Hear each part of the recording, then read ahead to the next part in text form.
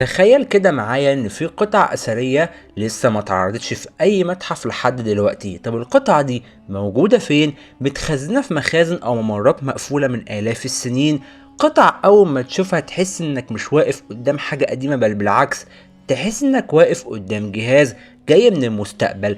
ازاي حاجة اتعملت من 3 او 4000 سنة تبقى كأنها بروتوتايب لتكنولوجيا احنا لسه بنحاول نوصل لها النهاردة؟ والسؤال المرعب، هل المصريين القدماء كانوا فاهمين علوم وإمكانيات لسه البشر في 2025 مش قادرين يستوعبوها بشكل كامل؟ وعشان نفهم الموضوع ده لازم نرجع لأول الموضوع خالص، وهو سر الأداة اللي مش مفهومة. في قطعة غريبة جدا اتلقت في واحدة من المقابر، قطعة معمولة من معدن نقي بشكل مش منطقي بالنسبة للزمن ده. القطعة دي عبارة عن جسم صغير جدا معمول بدقة ميكروسكوبية، وفي تجويفات وفتحات محسوبة كأنها معمولة بماكينة CNC أو طبعة ثلاثية الأبعاد. اللي اكتشفوها وقفوا محتارين، ازاي أداة بالطول والعرض ده ممكن تتعمل بإيد بشرية من غير ما يكون في ولا مكنة دقيقة واحدة؟ والأغرب إن الشكل بتاعه يشبه الموصل الكهربي المستخدم دلوقتي في توصيل الشرائح الإلكترونية. تخيل قطعة اتعملت من آلاف السنين تشبه بشكل كبير جدا مكونات إلكترونية موجودة في الموبايل اللي في جيبك دلوقتي. ودلوقتي بقى نتنقل للنقطة اللي بعدها، وهي الوعاء اللي بيتحدى الزمن. في متحف مش مشهور قوي في وعاء حجري صغير جدا، اول ما تبصله تحس انه مش مجرد حاجة زخرفية وبس، بس لما العلماء جربوا يحطوا فيه مية او يسيبوه لفترة طويلة لقوا حاجة مرعبة. المية فضلت نقية وريحتها ما اتغيرتش. الغريب بقى ان نفس التجربة لما عملوها في وعاء زجاجي حديث، المية بدأت خصائصها تتغير. الموضوع ده فتح سؤال، ازاي مادة حجرية معمولة زمان قدرت تحافظ على خصائص معينة ضد التلوث أو البكتيريا؟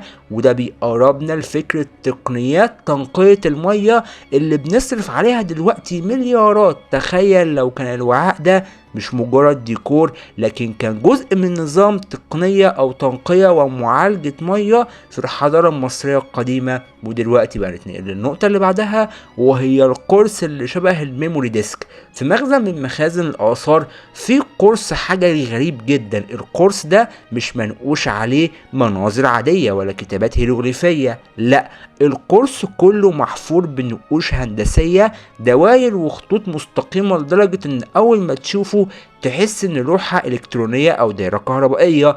بعض الباحثين الاجانب سموه اسم ذا اكسيدنت هارد ديسك، وقالوا ان ممكن يكون طريقة للمصريين القدماء لتسجيل معلومات مش بالحروف لكن بالهندسة. ولو ده حقيقي يبقى السؤال اللي بيطرح نفسه، ايه اللي كان متخزن جوه الهارد ديسك ده؟ وهل ممكن نقدر نفك الشفرة ونرجع نقرا ملفات اتسجلت من آلاف السنين؟ ودلوقتي بقى نتنقل في الكلام مع بعض عن التقنية الطبية المخبأة. وقت الحفر تم العثور على أدوات صغيرة جدا شبه المشارط الجراحية. الحاجة دي مصنوعة من معدن غريب. الأدوات دي معمولة بحدة ودقة مش طبيعية أبدا، لدرجة إن بعض الجراحين اللي شافوها قالوا دي ممكن يتم استخدامها في عمليات جراحية دقيقة حتى النهاردة.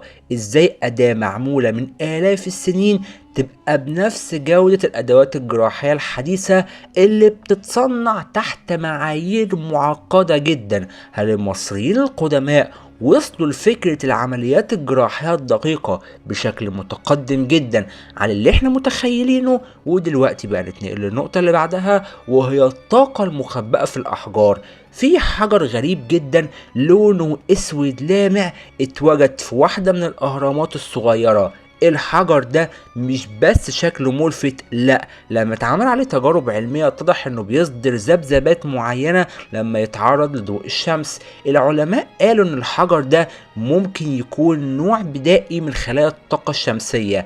تخيل من آلاف السنين المصريين كانوا بيستخدموا نوع من الأحجار كمولد طاقة. ده معناه ان فكرة الطاقة المتجددة اللي العالم لسه بيحاول يتوسع فيها، المصريين القدماء سبقونا فيها من غير ما نعرف.